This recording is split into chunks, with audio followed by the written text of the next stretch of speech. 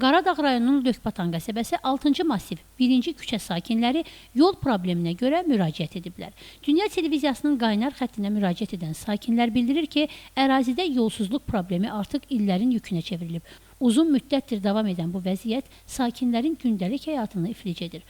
Onların sözlərinə görə küçənin hazırki durumu nə piyadaların, nə də avtomobillərin hərəkətinə imkan vermir. Xüsusilə yağışlı günlərdə vəziyyət daha da ağırlaşır. Yağış suları yolda gölməçələr əmələ gətirir, palçıq dərinləşir və küçə keçilməz hala düşür. Sakinlər qeyd edir ki, yolda illərdir ki, heç bir təmir bərpa işləri aparılmayıb. Ərazidə kanalizasiya xətti sakinlərin öz şəxsi vəsaiti hesabına çəkilib. Lakin yolun asfaltlanması, düzəldilməsi və standartlara uyğunlaşdırılması ilə bağlı aidiyyatı qurumlardan hələ də real addım atılmayıb. Müraciət edən vətəndaşlar bildirir ki, dəfələrlə müvafiq qurumlara yazılı və şifahi şəkildə müraciət etsələr də nəticə əldə olunmayıb. Onların sözlərinə görə verilən vədlər kağız üzərində qalır. Siz bir tədbir görün. Bizim bu yolumuz uşaq var, keçir. Baxın, çəkə bilərsiniz bu yolun palçıqlı vəziyyətini. İndi hal-hazırda gün çıxıb bu gündədir.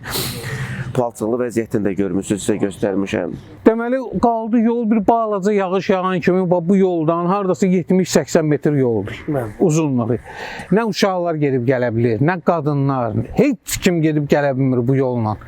Yağış yağanda burada keçmək mümkündür. Uşaqlar məktəbə gedir, maşınlar keçir. Yəni qıraqdan keçəni mümkündür, yanından keçəsən üstün başın bulaşdırır. Vətəndaşların şikayəti ilə bağlı Qaradağ rayon İcra Hakimiyyətindən sözü gedən massivlə bağlı açıqlama verilib. Qaradağ rayonunun Lökbatan qəsəbəsi 6-cı massiv 1-ci küçə sakinləri tərəfindən daxil olmuş müraciət tərəfimizdən nəzərdə keçirilmişdir. Araşdırma zamanı müəyyən edilmişdir ki, qeyd olunan ərazi Azərbaycan Avtomobil Yolları Dövlət Agentliyinin 10-cu nömrəli MMC-nin balansındadır. Məlumat üçün bildirək ki, Azərbaycan Avtomobil Yolları Dövlət Agentliyi tərəfindən tərtib edilmiş tədbirlər planına əsasən sözü gedən yol sahəsi nəzərə alınıb və gələcək dövrdə həmin ərazidə asfaltlaşma işlərinin aparılması planlaşdırılıb. Hal-hazırda yolların asfaltlanması Azərbaycan Avtomobil Yolları Dövlət Agentliyinin tərəfindən mərhələli şəkildə həyata keçirilir. Vətəndaşların iddiası ilə bağlı Lökbatan Bələdiyyəsinə də müraciət ünvanladıq. Onlardansa heç bir məlumat ala bilmədik. Cəmilə Nəsir qızı Səmir Şahlıroğlu, Həcər Həsənova, bugün informasiya proqramı üçün.